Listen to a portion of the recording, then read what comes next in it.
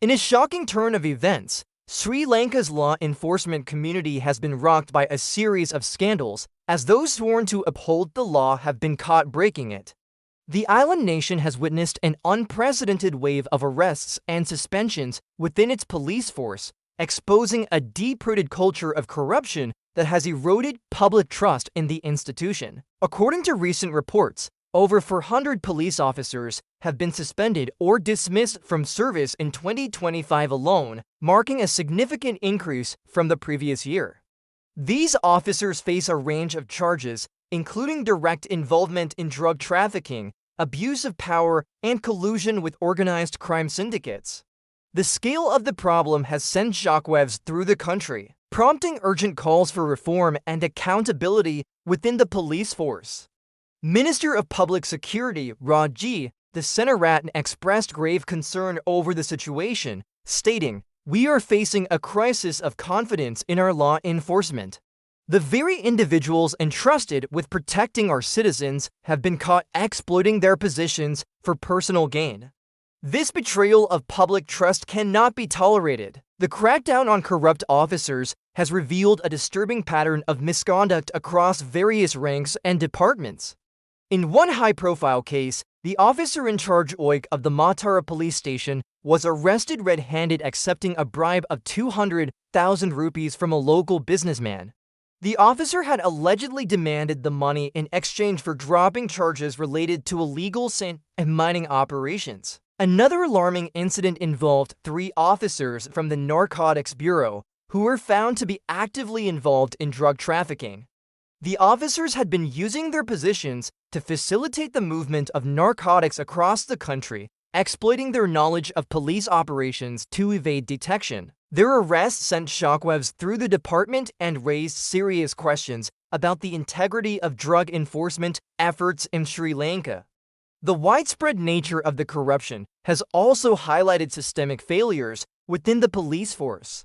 In Colombo, an entire police station was placed under investigation after multiple officers were implicated in an extortion racket targeting local businesses. The scandal exposed a network of corrupt practices that had been operating unchecked for years, with senior officers turning a blind eye to the misconduct of their subordinates.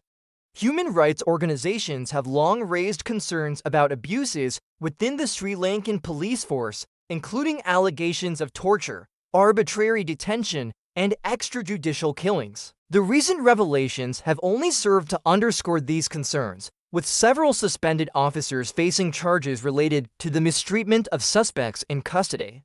Amnesty International's South Asia researcher, Meenakshi Ganguly, commented on the situation, saying, "While the crackdown on corrupt officers is a positive step, it also reveals the depth of the problem within Sri Lanka's law enforcement. Urgent reforms are needed to address the systemic issues that have allowed such abuses to flourish. The impact of these scandals on public perception has been severe.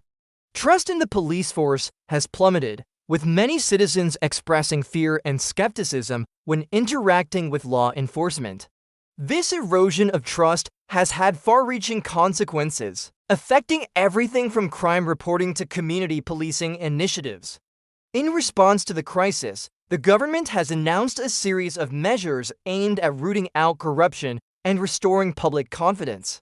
These include the establishment of an independent police oversight commission, enhanced vetting procedures for new recruits, and mandatory ethics training for all serving officers. Minister Desenaratan outlined the government's approach, stating, "We are committed to rebuilding the integrity of our police force from the ground up. This will be a long and challenging process, but it is essential for the safety and security of our nation." The crackdown has also shed light on the broader issue of corruption within Sri Lankan society. Many observers have pointed out that the police scandals are symptomatic of a larger problem that extends to other sectors of government and business. Dr. Pakiasathi Saravanamutu, executive director of the Center for Policy Alternatives, commented, "The police corruption scandal is just the tip of the iceberg. It reflects a deeper malaise in our society where the abuse of power for personal gain has become all too common. Addressing this will require a comprehensive approach that goes beyond just law enforcement reforms. The international community has been closely watching the developments in Sri Lanka, with several donor countries and organizations expressing concern over the state of the country's law enforcement. The United Nations has offered technical assistance to support police reforms, emphasizing the importance of accountability and human rights in rebuilding public trust.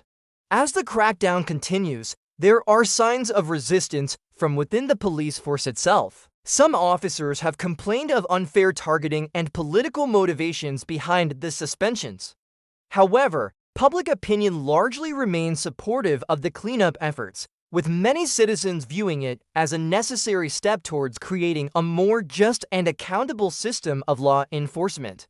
The road ahead for Sri Lanka's police force is undoubtedly challenging. Rebuilding trust and integrity will require sustained effort, transparency, and a commitment to fundamental reforms.